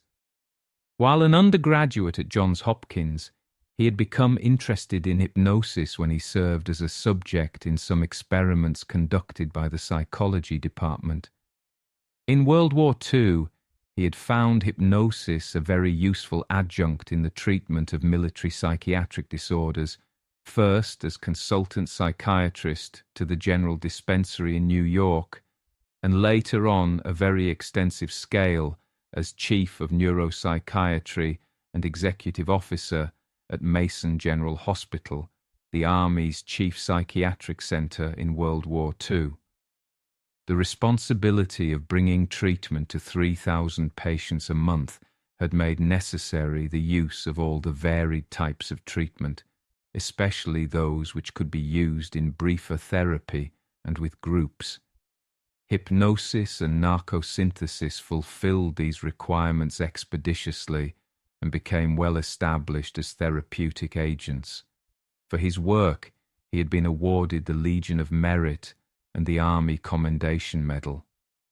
In his office on Bay State Road in Boston, Dr. Simon received a call from Barney Hill early in December of 1963. Since the referral was made by Dr. Stevens, Dr. Simon set up an appointment for a consultation on December 14th. Bay State Road in Boston is sometimes known as Doctors' Row.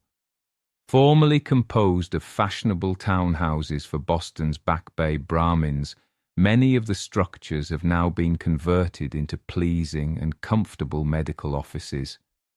Barney and Betty Hill left Portsmouth well before 7 o'clock on the morning of December 14th, driving in and parking their car near Dr. Simon's offices with a comfortable margin of time before their appointment at 8. They approached the consultation with mingled feelings of curiosity, nervousness, and some apprehension, although these feelings were tempered with the relief that comes from taking a decisive step and action in the direction they thought would help. Betty's anxiety was of course based on her dreams. When Homan and Jackson had pointed out the time discrepancy to them, her anxiety had grown markedly, and the thought that they might have been more than just dreams was critically upsetting to her. Although less emotional in her general reaction than Barney, and more stoic, her fear that the dreams might be based on reality was affecting her work as well as her equanimity. Walking into his office where Dr. Simon holds his consultations, Barney recalled, I found it very impressive. It was nicely carpeted with green, along with a green pad on his desk. It was comfortable and quiet. He completely captivated me to the point that I felt this was a person I could trust. It was an instantaneous thing with me that I immediately liked him. And this was also what was to help me overcome my anxiety. Betty, too, thought that the office was attractive and the doctor impressive. I had full confidence in him even before we met, she said, because at a recent child guidance clinic, I looked him up in the biographical directory of the American Psychiatric Association. The entry there convinced me of his competence and professional standing. To me, this was so important because of the unusual nature of our case. Dr. Simon, somewhat surprised to note the interracial marriage of his patients, began with a general history of their problems, highlighted, of course, by the incident at Indian Head 2 years before. He was aware that Barney had been undergoing therapy for his anxiety state, and that it was increasingly apparent that the experience with the unidentified flying object was an important facet in his failure to respond adequately to his treatment. He was similarly aware of the nightmares leading to Betty's anxiety. It became quickly apparent that both Barney and Betty needed treatment. Treatment would be centered on their anxiety reaction, with the apparent amnesia for part of the experiences in the White Mountains as the point of departure. One of the major objectives, of course, was to open up the amnesia. And since this symptom responds particularly well to hypnosis, the doctor decided to use it to initiate the treatment. The general attitude of Dr. Simon to UFOs was neutral, tempered by a hard-headed realism that such objects could exist as experimental aircraft or foreign reconnaissance craft not yet announced to the layman, or simply mistaken aircraft or stars. He had no personal interest in the subject and was willing to accept whatever authoritative sources said about it. His concern was with the emotional health of his patients, not with the reality or non-reality of unidentified craft. The uniqueness of the story remained nothing more than the background against which he would have to work. At the consultation that morning, Dr. Simon evaluated their cases and gave an outline of his treatment plan. Because the purported amnesia was a central factor in their distress, he planned to begin by using hypnosis to penetrate the amnesia, if this is what the condition turned out to be, and to proceed according to the developments. Dr. Simon also decided to record the therapeutic sessions on tape, both for an accurate record and for probable use to bring the material into consciousness under controlled conditions. At 8 a.m. on Saturday, January 4th, 1964, the Hills arrived at the doctor's office on Bay State Road for their first regular visit after the initial consultation. It was to be the first of 3 sessions in which the doctor would repeatedly induce hypnosis as a conditioning process. Barney's nervousness increased somewhat as he prepared to undergo hypnosis for the first time. Dr. Simon stood him by the large desk in the office, placed his hands at his side, and stood near him. Dr. Simon began talking to me. Barney described the process, telling me that I was relaxing, and he had me clasp my hands together and that they would be tight, very tight, that I couldn't open them no matter how hard I tried, and I was standing there feeling very, very foolish because I thought, if this is hypnosis, there is nothing to it. I'm just humouring the man. I didn't want to hurt his feelings. I think he stopped and placed his hands over my eyes so that they would close. I said to myself that I wasn't really hypnotized, and when he told me that I couldn't pull my hands apart, I knew that all I had to do was open my fingers, and I could do it. But I just didn't feel like opening my fingers.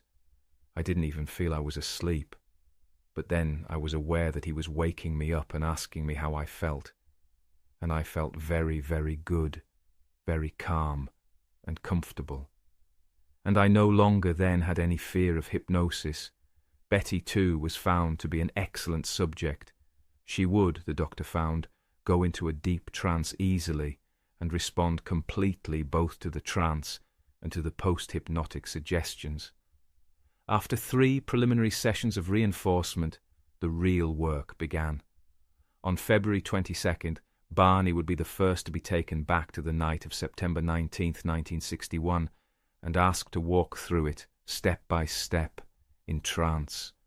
Feel the room as we enter it, the soft chairs, the green desk pad, the doctor's steady voice, warm and measured, the tape recorder quietly turning, the morning light through Boston windows, the city just waking up outside. Barney took his seat in front of the doctor's desk. He started to reach for a cigarette, but on the cue, words from Dr. Simon, his eyes closed and his head nodded. His hands folded across his lap. He looked like anyone who had dozed over his morning paper while he sat in an easy chair. The deep trance was induced, and the doctor began.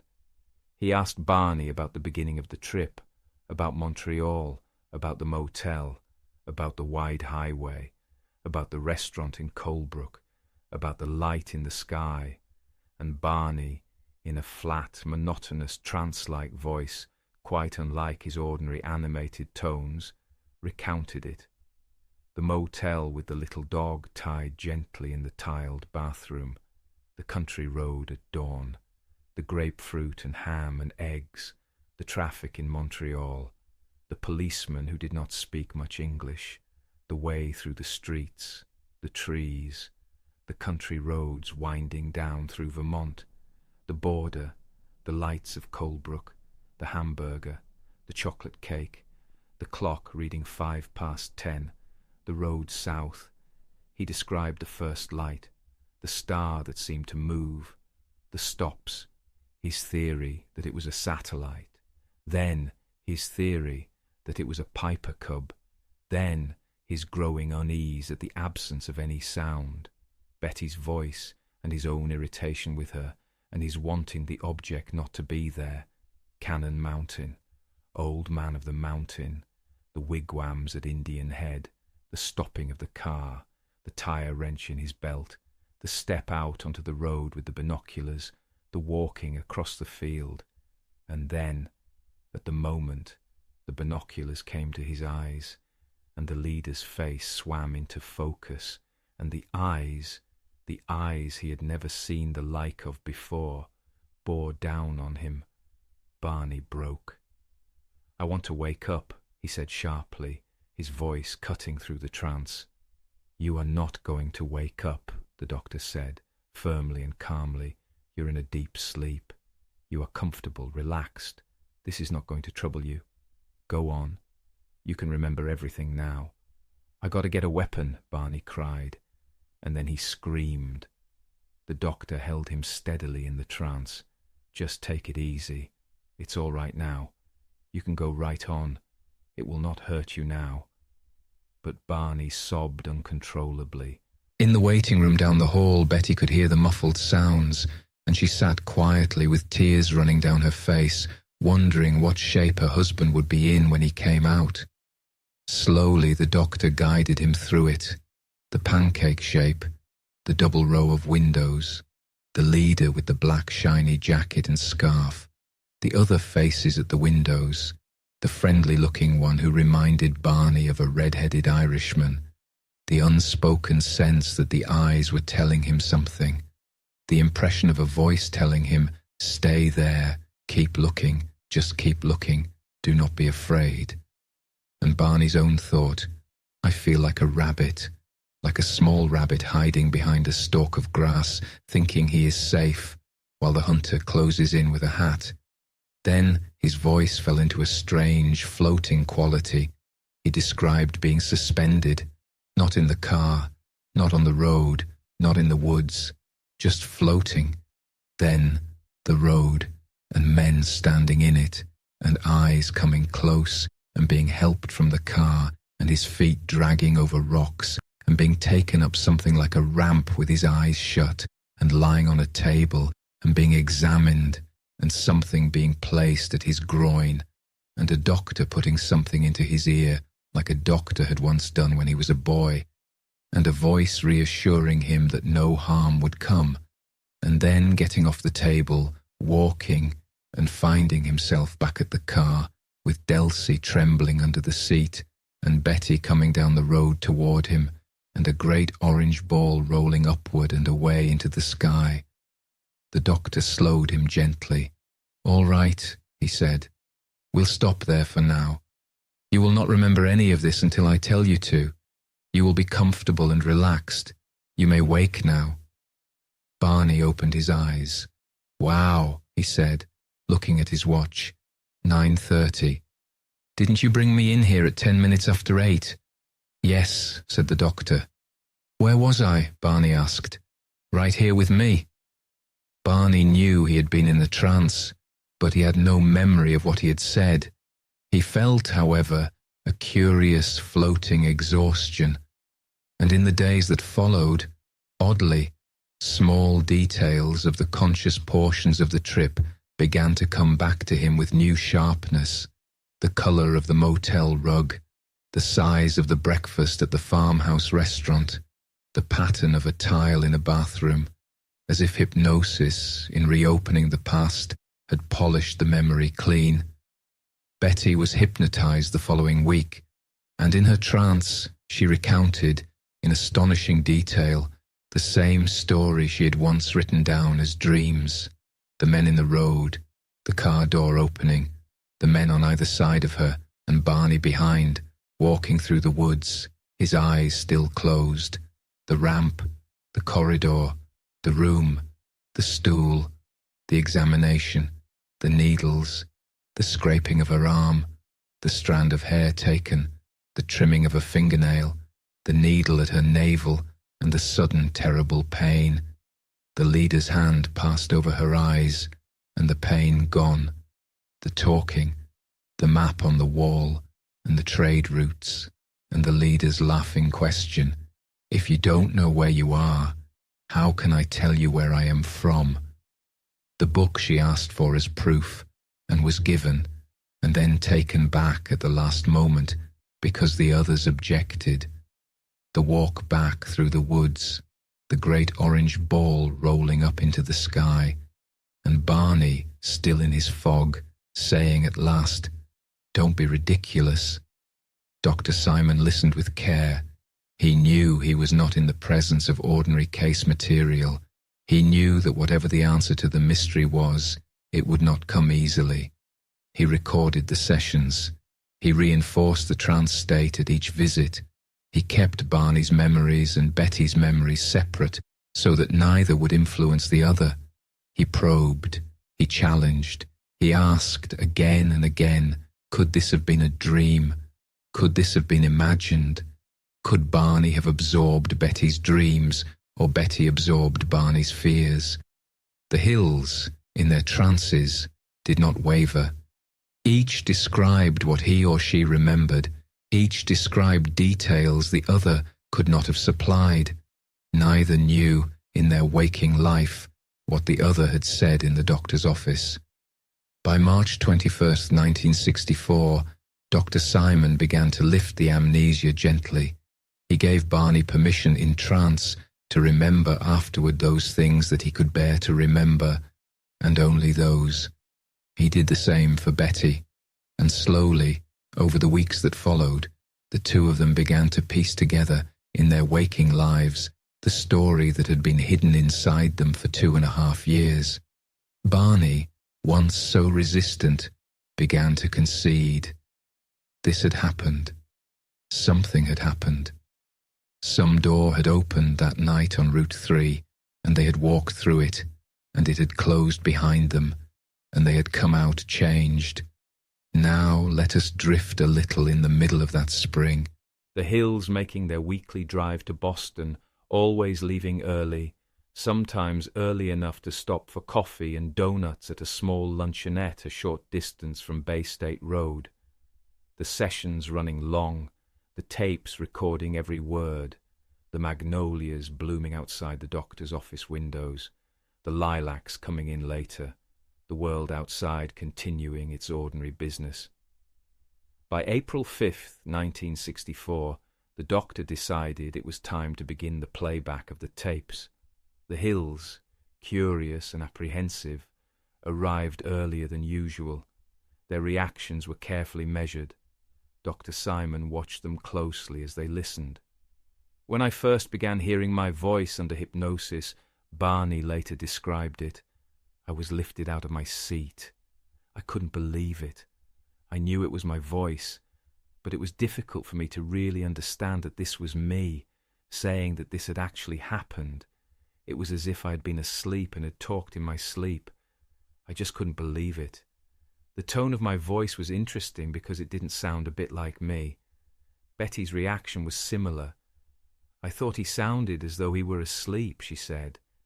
But then I began to get scared. I said to myself, oh, good Lord, I'd just as soon go home and not hear them. But she stayed, and she listened. Piece by piece, over weeks of sessions, the tapes were played back. Piece by piece, Barney and Betty heard themselves telling a story they had not known they carried. Piece by piece, the pieces began to fit together in their conscious minds. Barney remembered, more sharply than before, the moment he broke the binocular strap. He remembered the soreness in his neck for days afterward. He remembered the scuffed shoes and the burrs on his socks.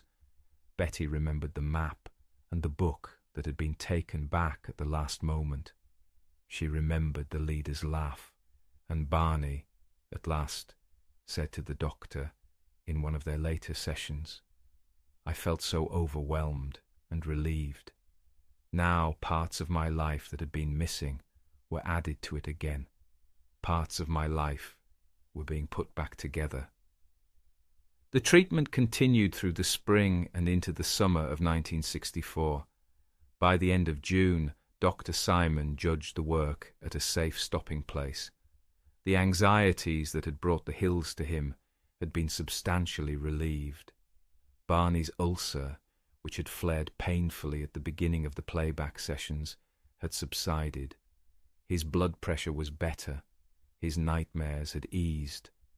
Betty's dreams no longer plagued her the way they had. Both of them felt for the first time in years unburdened.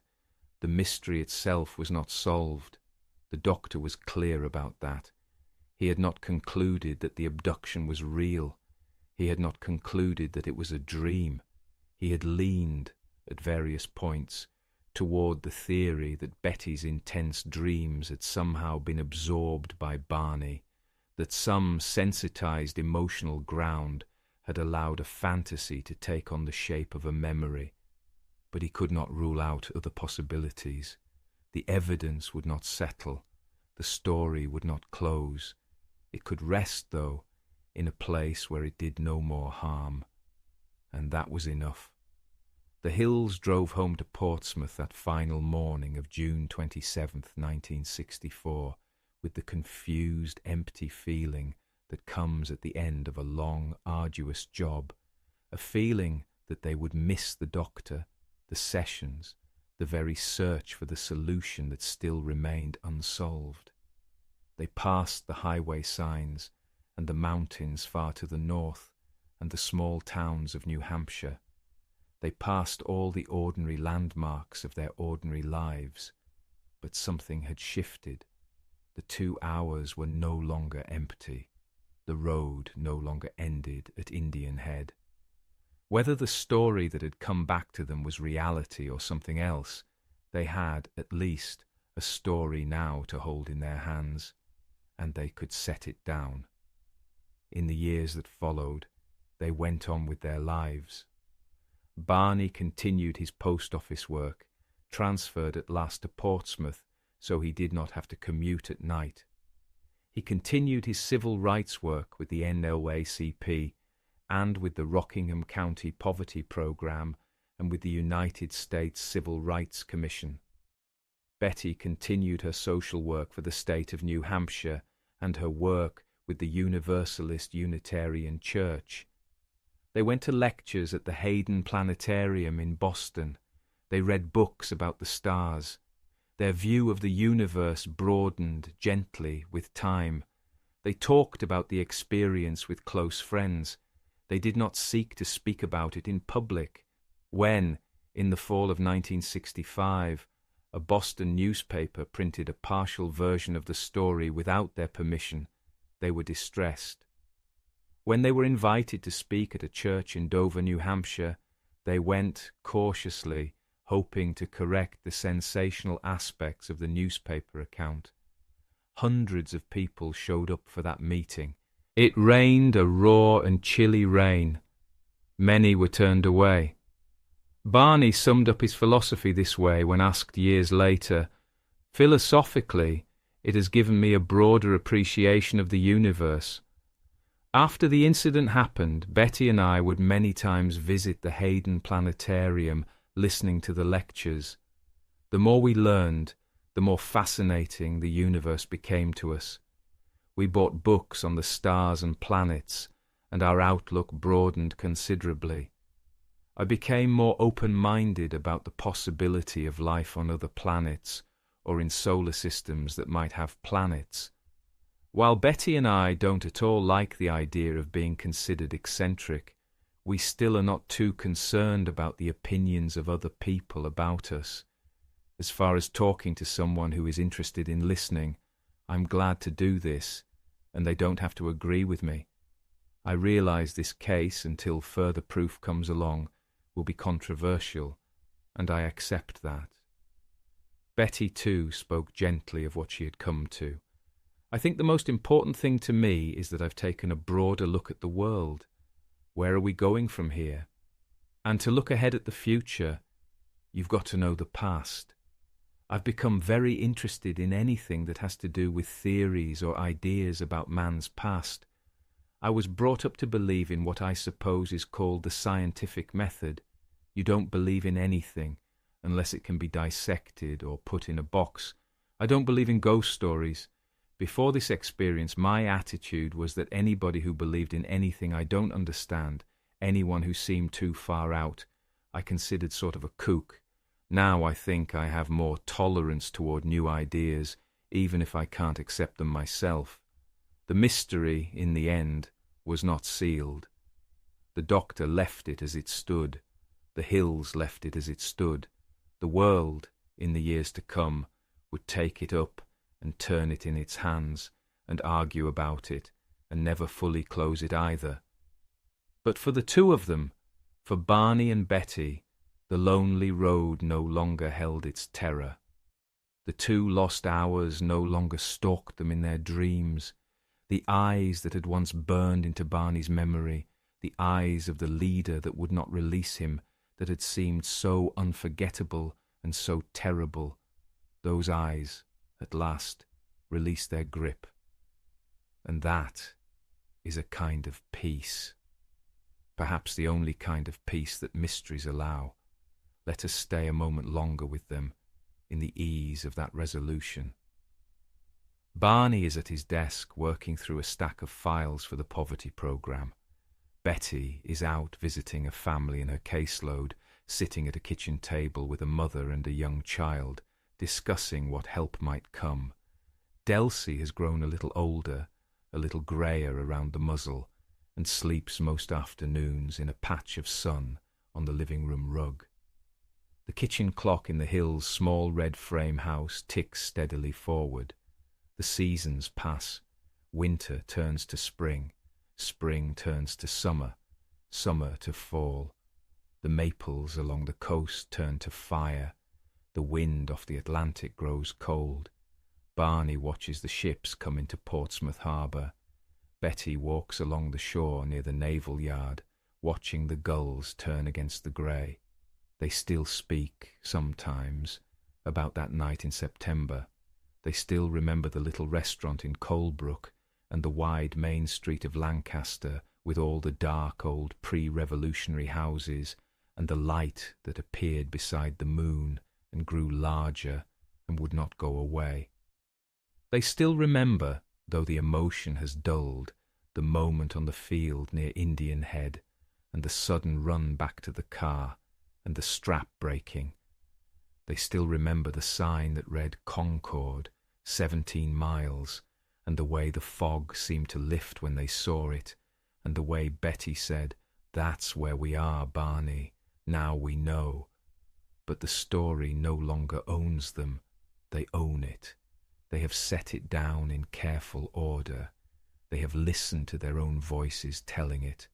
They have compared it to other reports collected by scientists and investigators and quiet organizations that keep files in Washington and Tucson and elsewhere. They have arrived at a place where they can live with it, whatever it was. And that, in the end, is the small, quiet gift the doctor gave them. Not a solution, not a certainty, only the ability to carry the mystery without being crushed by it.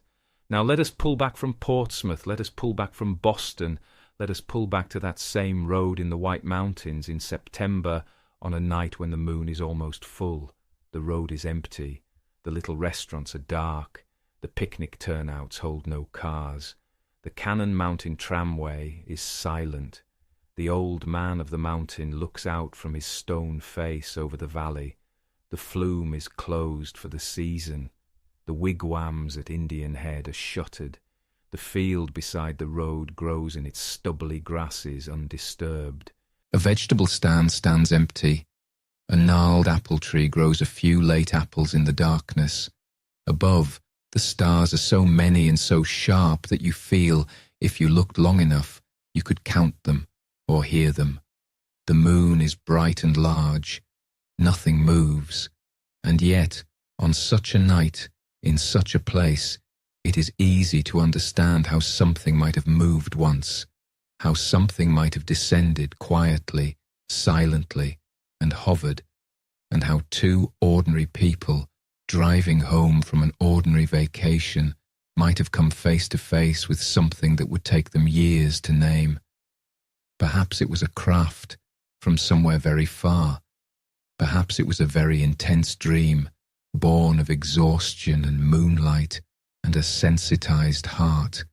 Perhaps it was something in between, something we do not yet have the words for. It does not matter quite for the purpose of tonight. What matters is that they told the truth as best they could. They cooperated. They submitted to careful examination. They allowed a good doctor to help them, and they took the time and the care and the money to do so. They did not seek fame. They did not seek to sell their story. When it slipped from their hands into the newspapers, they were sorry, and they sought only to correct the sensational parts and to say plainly, "This is what we remember, and we do not entirely know what to do with it, and we leave it to you to judge." That, in itself, is a kind of grace. Let us close our eyes now gently, and let the mountains around us fade. Let Route 3 fade. Let the picnic turnout fade. Let the field near Indian Head fade. Let the moon fade a little, and the stars fade a little, and even the little dog Delsey fade, warm and safe, curled on the floor of the car. Let the road stretch out and become a long, soft ribbon in the mind, going nowhere in particular, going home. Let the doctor's office fade. Let the tapes fade. Let the sessions and the questions and the answers fade. Let the 2 hours, at last, be filled with whatever they were filled with, and let them close. Let the hills fade gently into the ordinariness of their lives. Barney at his desk, Betty at her kitchen table, Delsey in the sun, the clock ticking, the birds calling, the seasons passing, and let us fade too, Let us fade into whatever quiet lies beyond the story. Let our shoulders drop. Let our jaws unlock. Let our hands soften. Let our breath find its own rhythm, slow and easy, in and out, in and out. There is nothing more to remember tonight. There is nothing more to solve. The mystery will keep. It has kept for many years already, and it can keep a little longer. The road will still be there in the morning, if we wish to travel it. The mountains will still be there. The stars will still be there. The 2 hours, empty or full, will still be there, held in the amber of that September night in 1961, a small and private and slightly luminous thing. But you now are not on the road. You are in your bed. You are safe. You are warm. You are held by whatever holds you. The lamp is low or off. The room is quiet. The night outside your window is doing whatever nights do, without any need for your attention. There is nothing you must attend to. There is nothing you must decide. There is nothing you must remember, and nothing you must solve. Sleep is a small, gentle boat, and it has come to your shore. You need only step into it. Let your legs be heavy. Let your arms be heavy. Let your face soften. Let your thoughts drift, without urgency, like leaves on a slow river. If any part of the story stays with you, let it be the quiet parts. The kitchen table in the morning, the coffee percolating, the dog curled on the rug, the doctor's warm voice saying, "You are comfortable, you are relaxed, no fear, no anxiety, you will be all right, you will be all right." The lonely mountain road, and the light that followed, and the 2 hours missing from the night, all of it now folds itself away, like a letter placed back in an envelope, like a photograph slipped back into a book. It rests, and you rest with it. Rest now. Rest deeply. Rest completely. Let the story become a soft hum in the background, like the sound of tires on a distant highway, like the sound of a light rain on a roof, like the sound of your own breath easing in, easing out, easing in, easing out. You are safe. You are cared for. You are held. The mystery is patient. Sleep is patient too. Good night.